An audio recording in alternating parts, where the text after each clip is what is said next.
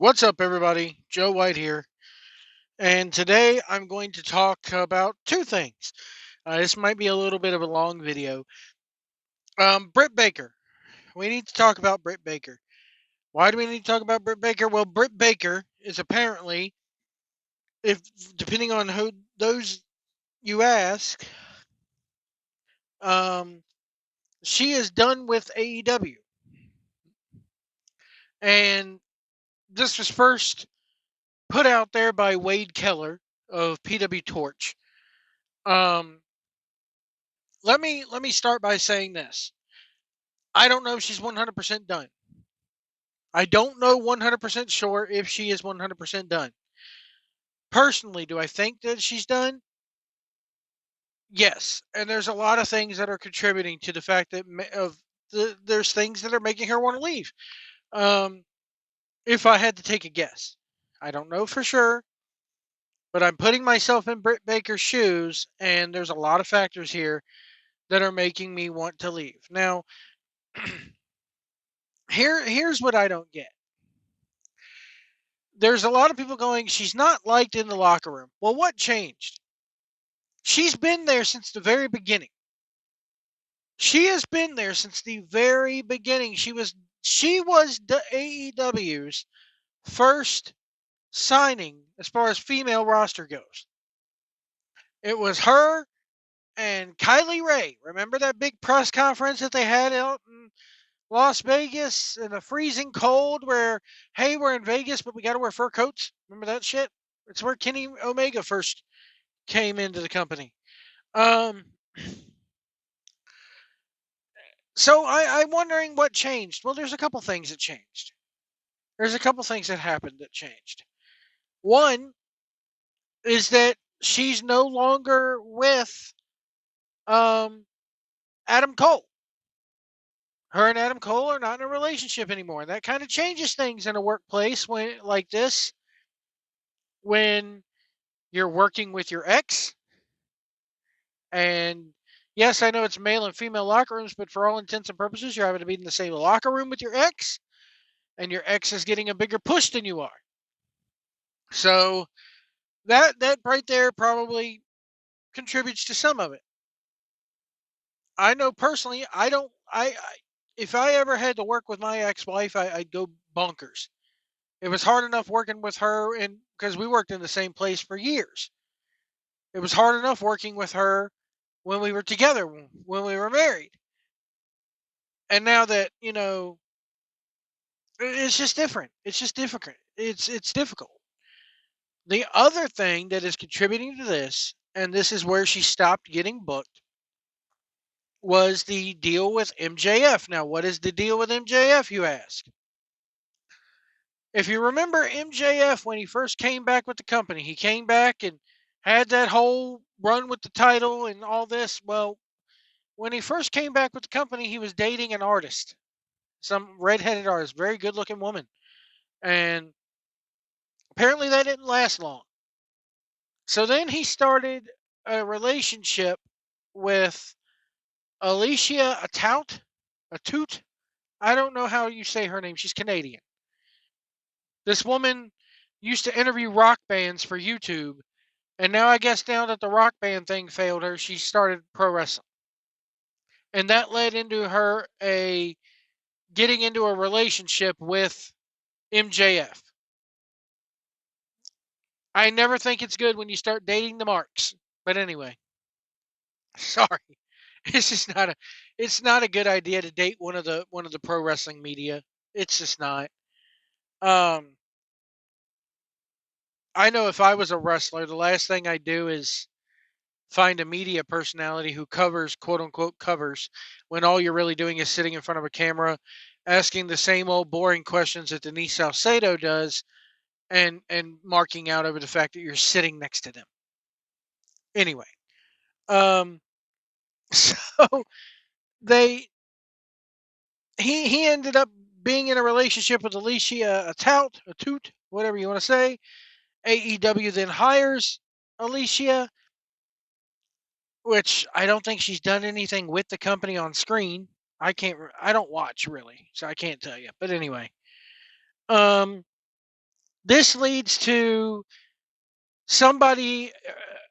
Now this is allegedly, but it was reported that the women's locker room one day was talking about MJF, and Britt Baker said some things about MJF while Alicia Atout was there. And of course, what happens if you say bad things about my wife in front of me or my husband in front of me? You're going to go back and tell them, hey, she was talking about you in the fucking women's locker room. I mean, come on. So then that led to more heat getting piled on Britt Baker. It ended up allegedly, according to reports, led to a backstage argument between Baker and MJF, which then led to MJF, quote unquote, punching a wall. And Britt Baker really hasn't been seen since. She wasn't on TV for too much longer after that. Now, I'm going to play a clip here from Uncle Dave Meltzer, in which Brian Alvarez says something pretty interesting. But before I play that clip, a lot of people are now saying that Tony Khan's not going to book her, therefore he's just going to park her on the bench, continue to pay her downside guarantee until her contract is up. Now, the crazy thing is she has a lot of injury time that he's going to tack onto that contract. So be prepared we'll get into that in a minute. But this is what Dave Meltzer had to say, a little bit of what he had to say about the way Tony Khan benches people. And Alvarez says something interesting here, and Dave's reaction just tells it all. Just tells it all. Let's take a listen to this. Said that doesn't exist in WWE. They don't do that. They will ask, they'll want the guy to lose on the way out. And Tony's philosophy, whether it's, he's heavily criticized for it, is you should just beat these guys on the way out and let them wrestle.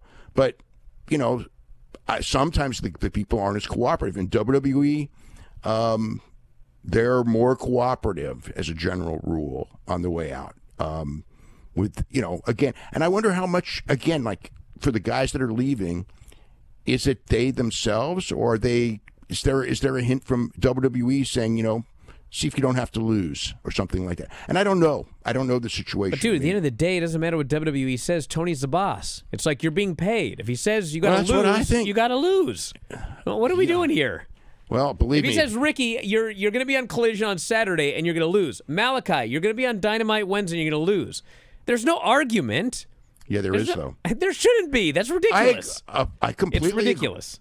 I completely agree with you. He's paying these guys a lot of money. And, yeah, if you don't want to turn, you don't want to do an angle here, what happens when you in AEW, when that happens, he just doesn't use you, and he uses people who are more cooperative. I mean, that's just his philosophy. It's heavily criticized. Yeah, I mean, I think that like these guys on the way out, you should, especially like Malachi. I'm just throwing his name out as an example. It's like the guy's been there for years and years and years. He's gotten lots of wins. How many singles losses has Malachi really had in this whole time? 2, 3? So Alvarez says something quite interesting there. WWE, Tony Khan's the boss. Well, Tony Khan's the booker. If you're going to go out there and lose, you're going to go out there and lose. And Dave is like, well, it's not like that in AEW. If you're not, he'll just go book someone who wants to be cooperative instead of, well, wait a minute. First off, Alvarez is right. Tony Khan should buck up and be a boss.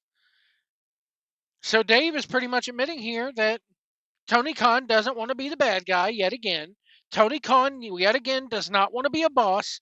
Tony Khan does not want to be one of these guys who, again, and I've said this many times in the past, he does not want to be perceived as Vince McMahon, yet at the same time, that's exactly what he's being.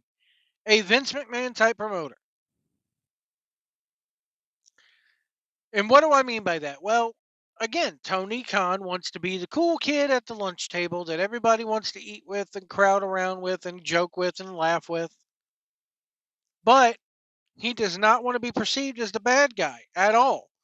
This is why he sets up a disciplinary committee, which inadvertently makes you out to be the bad guy, Tony, because why are you having to set up disciplinary committees? He doesn't want to release anybody, even though he released a couple people early last year. He doesn't release anybody. He just does not renew contracts. Now, here's what I find funny. When WWE does this, when WWE used to release somebody, or when WWE nowadays just lets their contract go, like a Baron Corbin, they released him. They didn't renew his contract. When WWE does this, people out there go, how dare they? They got a family. They got to make money, man. But when AEW does it, the fans somehow think, oh, it's cool. He just chose not to play with that toy anymore. He just chose not to pay them anymore. Where's the backlash for Tony? They have families, Tony. Nobody says anything about that. So it's funny how Dave Meltzer continues to just defend Tony. Oh, that's the way he is. It's okay. That's the way he is. I'm not really going to say much. But when Vince McMahon or if Triple H were to act this way, we'd never hear the damn end of it. He would be trashing Levesque to bits if Levesque did half the shit that, if they ended up having to get a disciplinary committee made up of 2 lawyers and an ex-wrestler, a now ex-wrestler, he was wrestling at the time, Meltzer would be having a field day with this. Anyway, that's the thing with Britt Baker. Now moving on to Alexa Bliss. So rumors have come out ever since the Wyatt Six came back. And let me say something about the Wyatt Six real quick.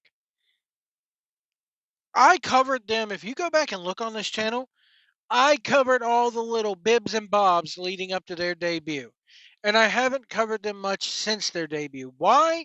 Because they've done with this group, they have done exactly what I said they were going to do. It's right in the mid-card dreck.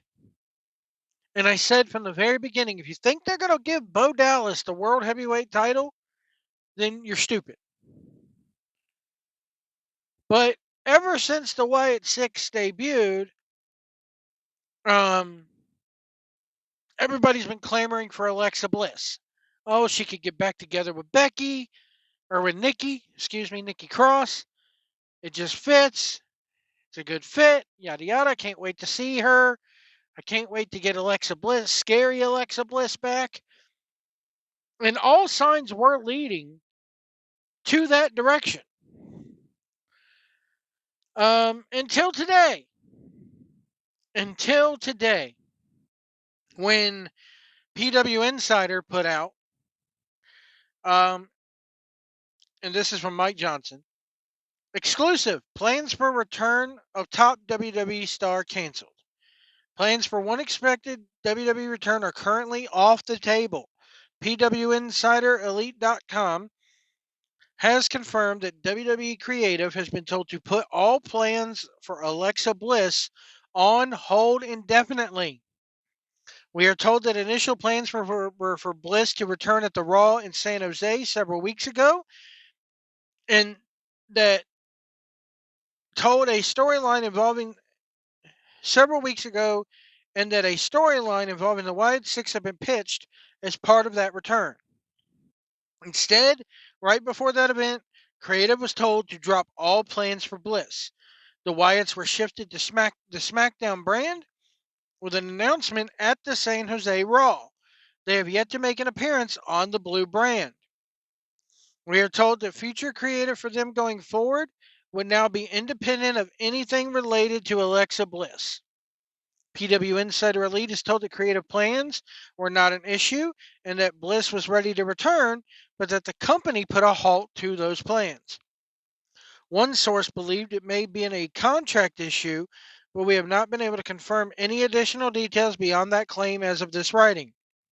Additional sources that were reached claimed to not know of where the issue could be.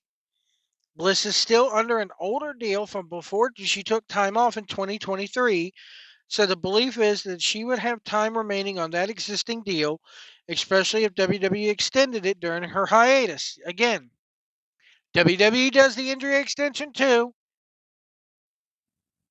They've been doing it for decades. It's nothing new.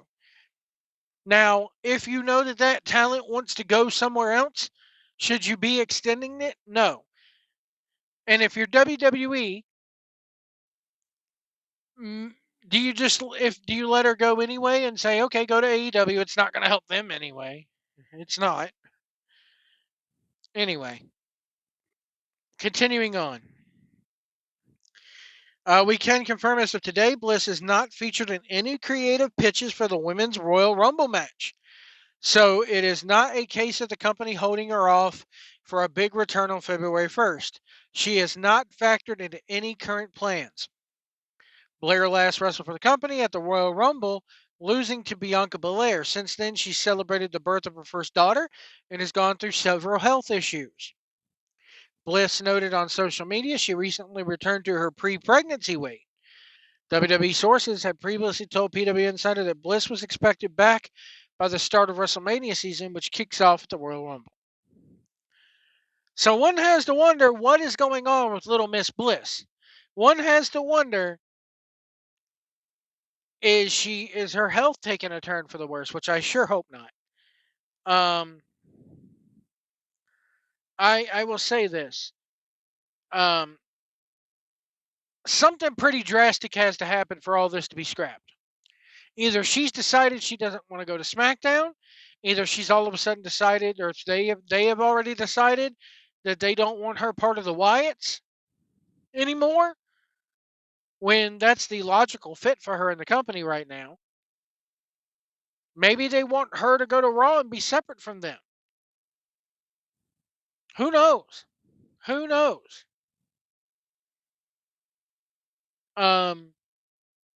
But I hope we see her soon because I like Alexa Bliss.